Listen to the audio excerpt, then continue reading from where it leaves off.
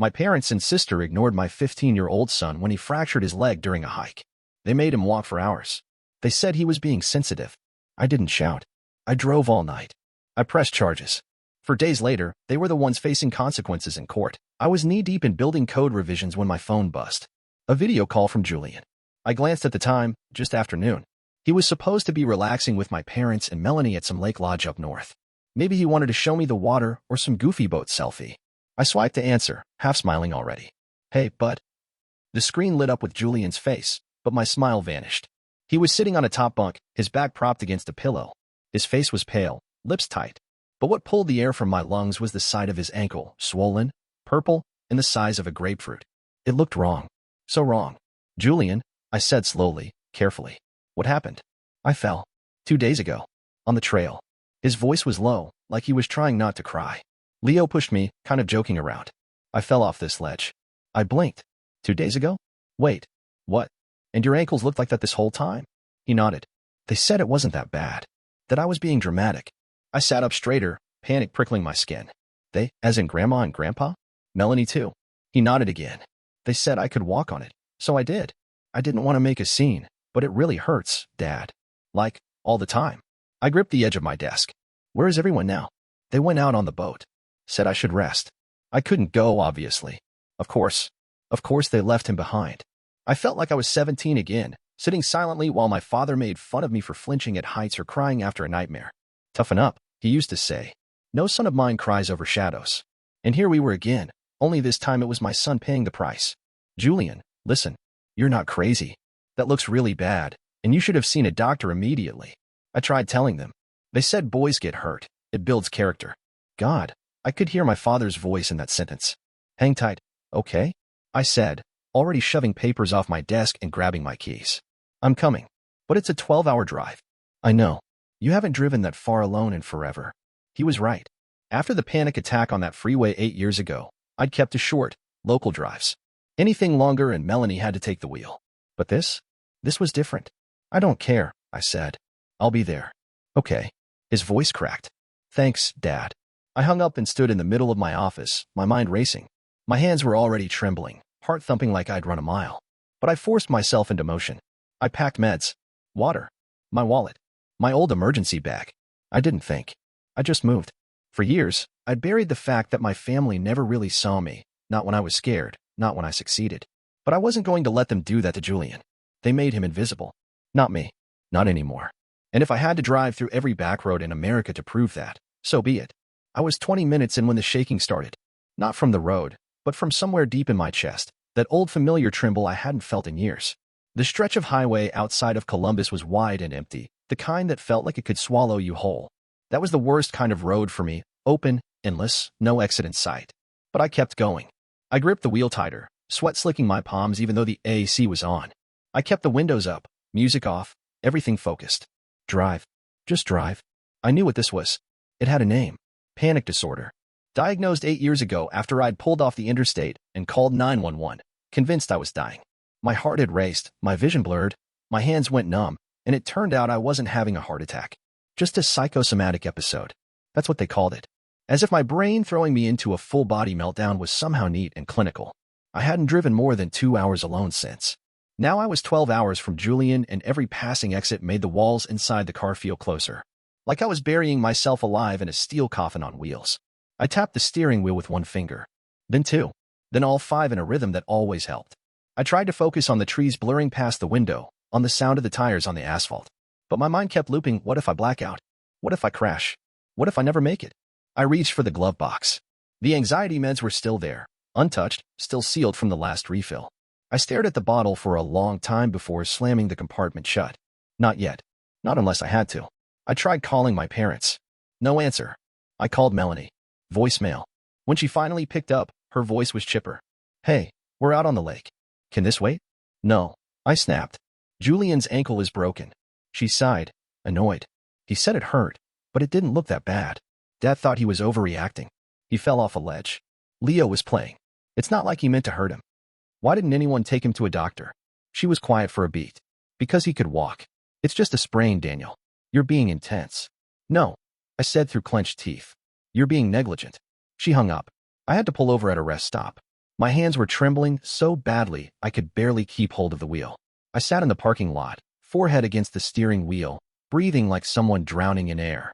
I counted backwards from 100, over and over. I thought about Julian on that bunk bed, alone, in pain, and still trying to protect the same people who brushed him off. I thought about myself at 15, crying in the dark because my parents said fear was weakness, because they mocked every anxious moment like it was a punchline. I thought I'd escaped that. Turns out it had just been lying dormant. But I wasn't that kid anymore. I turned the key back in the ignition. The engine rumbled to life. As I pulled back onto the highway, I saw the pill bottle shaking slightly in the glove box. Still untouched. Still there. The road stretched ahead like a dare, but this time, I took it. Julian needed someone who didn't make him feel like a burden. And I'd be damned if I let my family crush him the way they crushed me. So I drove. Through the nausea. Through the tightness in my chest. One highway at a time. It was nearly midnight when I pulled into the gravel lot outside the lodge. The headlights cut through a wall of trees and lit up the weathered wooden siding. The place looked peaceful, almost picturesque, the kind of spot you'd rent for a lazy summer weekend. If you didn't know what was waiting inside. I killed the engine. The sudden silence was deafening. My fingers were cramped from gripping the wheel. My shoulders ached. But I was here. I didn't even get a chance to knock. The door creaked open, and there he was, Julian, standing on one foot, leaning hard on a makeshift crutch that looked like a broomstick. His hair was flattened on one side, like he'd been napping, but his eyes lit up the second he saw me. "You actually came," he whispered. I stepped forward and reached out before I even realized I was doing it. "Of course I came." He tried to smile, but it collapsed into a grimace as he took a small step. I caught him before he could tip forward. His body was tense against mine, like he didn't want to cry, didn't want to seem weak. God, I knew that feeling too well. "I got worried when I didn't hear back," he said. "I thought maybe it was just too far." "Julian," I said gently. "There's no such thing as too far." He didn't answer, just held on tighter. I helped him inside. The living room was dim, with an old ceiling fan spinning lazily above a half-wilted couch. The coffee table was covered in snack wrappers and an empty Gatorade bottle. No ice packs. No bandages. No notes. "Did anyone check on you today?" He shrugged. "I think Grandma left a sandwich earlier." I swallowed hard.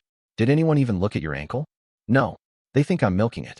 He sat back on the couch and slowly lifted his leg. I crouched down. The ankle was worse now. Angry red splotches where the skin had stretched, purple veins puffed like cords. It looked like it hurt just to exist. "Julian," I said quietly, "you should have been in a hospital 2 days ago." I told them it hurt. I said it felt wrong. And they didn't listen. He shook his head. He looked so small in that moment. Pale. Hurt. And still trying not to make too big a deal of it. Just like I used to. Biting my tongue every time my own father said I was too sensitive. Every time I cried and was told to knock it off. I ran a hand over his hair, gently. "You're not invisible," I said. "Not to me." He blinked, like he wasn't sure he heard me right. Then he nodded. Just once. I sat beside him and didn't let go of his hand. They might have ignored his pain. They might have made him limp for miles with a fractured leg. But not anymore. I was here now, and I wasn't going anywhere. The next morning, I helped Julian into the passenger seat, folding his leg gently so it wouldn't bump against the dashboard. The drive to the nearest clinic took about 40 minutes, winding through empty stretches of pine forest and gas stations that looked like time forgot them. Julian didn't say much, and I didn't push. He'd been through enough. The clinic was a squat brick building with faded siding and a cracked parking lot. A handwritten sign on the door said "Walk-ins welcome." I got him inside, filled out the forms, and made sure they saw us right away. Apparently, a kid limping in with a ballooned ankle gets priority in a small town. The nurse, a middle-aged woman with crow's feet and tired eyes, brought us into an exam room and gently asked Julian to take off his sock. When she saw the swelling, she blinked twice, then went quiet. She didn't say it, but her expression changed. The doctor arrived 10 minutes later, reviewed the injury, and sent Julian for x-rays. He didn't even pretend it looked normal.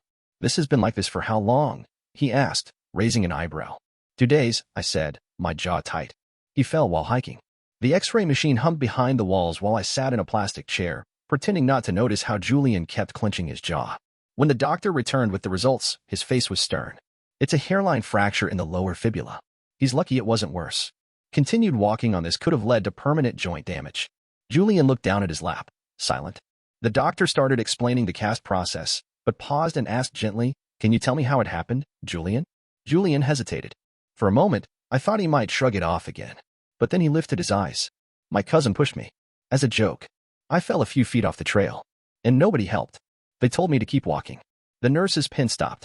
She looked up sharply, then jotted something down faster than before. I stayed quiet. Not because I didn't want to speak, but because I wanted him to. And he did. Julian finally told the truth, not just to me, but to someone with authority. And when I looked at him after, I saw something I hadn't seen since this all started. Relief. We got back to the lodge mid-afternoon. Julian was settled on the couch, his cast propped up with a folded towel, flipping through channels with a snack in his lap. I stepped out onto the back porch with my phone, heart thudding. The lake glistened in the distance, and I could hear the drone of my parents' boat returning. But I didn't wait. I called my father first. He picked up after 3 rings. "Daniel," he said, like nothing was wrong. "Everything okay?" "Julian has a hairline fracture," I said flatly. There was a pause. Then, "Well, it didn't look that bad." "Because you didn't look," I said, louder than I meant to. I forced myself to breathe. "You let him limp around for 2 days on a broken leg." My father's voice stayed even. He could walk. "We thought it was just a bruise. Kids heal fast. You watched him fall. And you did nothing." "It was Leo. He was just messing around," he said, already sliding into defense. "You know how boys are." "Don't," I snapped. "Don't tell me this was harmless. You minimized it. You dismissed him. And then you left him alone in the cabin while you all went boating." "Daniel, come on. You're blowing this way out of." "I'm filing a report," I said. "With Child Protective Services. With the clinic's notes. With Julian's statement. All of it." Silence. Then a low chuckle. "You're serious? You're really dragging your own family into this mess?" I didn't answer. "You're gonna regret this, son. Not as much as I'd regret doing nothing." He scoffed, just like he used to when I came home crying in 3rd grade. "You always did overreact." I hung up. Inside, Julian was watching me from the couch, eyes wide and anxious. "Was that Grandpa?" "Yeah," I said, walking over and crouching beside him. I told him about the report. Julian bit his lip. "Are they gonna be mad?" I sat beside him, put a hand on his shoulder. "Let them be." He nodded slowly. I could tell he didn't fully believe it yet, but he was trying to. And maybe that was enough. That phone call wasn't just about his injury. It was about all of it. The years they erased me. The silence they taught me to keep. The version of family they demanded, where loyalty meant obedience and pain was something you hid. But not anymore. This time, I wasn't going quiet. This time, I wasn't letting it go. They crossed a line, and I was drawing one of my own. The report was filed 2 days later. I faxed over the clinic's paperwork, Julian's statement, and a signed note from the attending nurse. I didn't embellish or dramatize. I just gave them the facts. Let the truth do the talking. It didn't take long for the ripple effects to start. First came the phone calls, blocked numbers, unknown numbers. I stopped answering. If it wasn't Julian's school or the clinic, it went straight to voicemail. Then came the emails. My father sent the first one. Just a single line. "We can't believe you betray your own blood like this." Betrayal. That was rich. My sister was the next to reach out. She didn't call, she showed up. Banged on the apartment door until I opened it. She stood there in full business casual, makeup perfect, jaw tight with anger. "You're tearing this family apart," she said, stepping into the hallway without being invited. "No," I replied, voice low. "You did that when you left my son on a couch with a broken leg and went out for cocktails on a boat." She flinched. "It wasn't like that." "It was exactly like that. You're being vindictive." I tilted my head. "And you're being loud in my hallway. I suggest you choose a better strategy." She lowered her voice. "Do you even know what you started?" "CPS is involved. They're talking to Leo's school. Dad's furious. Mom's crying every day. You're punishing everyone over one stupid accident." "It wasn't an accident. It was a choice. Multiple choices. All of them wrong." "You don't get to play hero," she said. "Julian's fine now. Why drag everyone through the mud?" I stepped back inside, grabbed a manila folder from the table, and handed it to her. "That's the clinic report." She flipped through it, scowling. And I reached for my phone, opened a file, hit play. On screen, Julian appeared, eyes puffy, voice quiet but clear. "Leo pushed me. They saw. They said to stop whining. That I was being soft." Melanie's mouth fell open. "You recorded this?" "No. Julian did. He said he wanted proof in case no one believed him. Wonder where he learned that from." She tried to hand the phone back, but I didn't take it. "This doesn't have to go any further," she said quickly. "We can make it right. We can talk to Julian. Smooth things over." "I'm not interested in smoothing anything over." "You'd really throw your whole family away over this?" "I'm not throwing anything away. I'm protecting my son. That's what parents are supposed to do." Her voice cracked then. "This could ruin Leo's future. He's not the only kid whose future matters." She didn't have a response to that. Just turned and left. Over the next few days, the guilt campaign began in full force. Aunt Linda emailed a letter about forgiveness. Uncle Rick left a voicemail about how family issues shouldn't go public. My cousin texted me twice, both times vague threats about how I'd regret this. None of them asked how Julian was doing. Not one. So I sent them the video. I attached the clinic summary. And then I turned off my phone for the night. For once, I didn't feel alone in the silence. I felt righteous. Anchored. Ready. The case never went to court, but that didn't mean nothing happened. Child Protective Services issued formal citations for negligence and failure to seek medical care. My parents, Melanie, and even Leo's parents were all documented. It wouldn't mean jail time, but it stayed on record. That alone was enough to spark panic in the family tree. Melanie lost her job 3 weeks later. She worked for a youth development nonprofit, the kind of place that ran background checks and didn't love seeing employees tied to child endangerment reports. She didn't tell me herself. I heard it from someone in our hometown who saw her crying in a parking lot. My parents had to downsize. I got wind that they sold the house and moved into a condo in a quieter part of town. Again, I didn't ask. Someone forwarded the real estate listing. I didn't answer any of their calls. Not one. I wasn't doing it to be cruel. I was doing it because the only language they ever seemed to understand was consequence. And now, finally, they were hearing it loud and clear. Julian, meanwhile, started physical therapy. Twice a week, a kind man named Kenny showed him how to stretch, build strength, and relearn trust in his own body. But the changes weren't just physical. One afternoon, a kid at school told Julian he was walking like a little girl. 2 months ago, Julian might have laughed it off and internalized it. But that day, he stood up straight and said, "Say that again, and we'll see who walks out of here embarrassed." The teacher pulled me aside to talk about the tone, but I didn't apologize. I was proud. He was finding his voice. Not the scared voice. The real one. The one that said, "I matter." At home, he was different too. Less quiet. Less hesitant. He asked more questions. Challenged things. Even corrected me once when I muttered something dismissive about my own fear of highways. "You're not weak, Dad," he said. "You're recovering." I didn't say anything at the time, just nodded. But that sentence stuck with me. Because he was right. This wasn't weakness. This was the kind of strength nobody clapped for, the quiet kind. The kind that showed up in casts, in court documents, and not answering the phone when guilt came knocking. Julian was healing. And so was I. Just not the way they wanted. Not the way that fit inside their warped version of family. Our silence wasn't cold. It was clarity. It was a rainy Sunday afternoon when Julian found the envelope in the mailbox. No return address. Just his name, written in messy blue ink. He opened it at the kitchen table while I was chopping vegetables. He read it twice before speaking. "It's from Leo," he said finally, holding up the page like it might burn his fingers. I turned off the stove. "What does it say?" Julian handed it over. "Julian, I'm sorry for pushing you. I thought it was funny. It wasn't. I should have helped you, or said something after. No one told me to write this. I just felt like I should. I hope you're doing better." I scanned the shaky handwriting. It wasn't much, no dramatic apology, no grand confession. But for a 15-year-old, it was more than I expected. "Do you believe him?" I asked. Julian shrugged. "I don't think anyone made him. He's not that good at faking stuff." I nodded. "Well, that counts for something." Julian folded the letter and tucked it into his backpack. Not out of sentiment, but like it was a fact he'd filed away. Something he didn't want to forget, even if he wasn't ready to forgive. Later that week, my therapist noticed something during our session. I was talking about the road trip we had planned, just Julian and me, a short camping trip 2 hours north, when she raised an eyebrow. "You're driving," she said. "Yeah," I replied. Didn't think twice about it. "That's new." I paused. It was new. I hadn't panicked. I hadn't even planned a backup route or rehearsed breathing techniques. I just agreed. Packed the bags. Gassed up the car. "Guess I'm cured," I joked, then softened. Or maybe sometimes, rage really is a great motivator. She laughed, but nodded. Rage is just love with a bruise. Our trip wasn't fancy. A borrowed tent. A half-broken cooler. Julian helped me build the fire while cracking terrible jokes about cooking marshmallows like a Survivor contestant. That night, under a stretch of sky littered with stars, we sat side by side in camp chairs. "I knew you'd come," Julian said, poking the embers with a stick. "Even if it was a crazy long drive." I looked at him, lit by orange flickers. "Even if I had to cross a mountain." He grinned. "Would you, though?" "I'd cross worse," I said. And I meant it.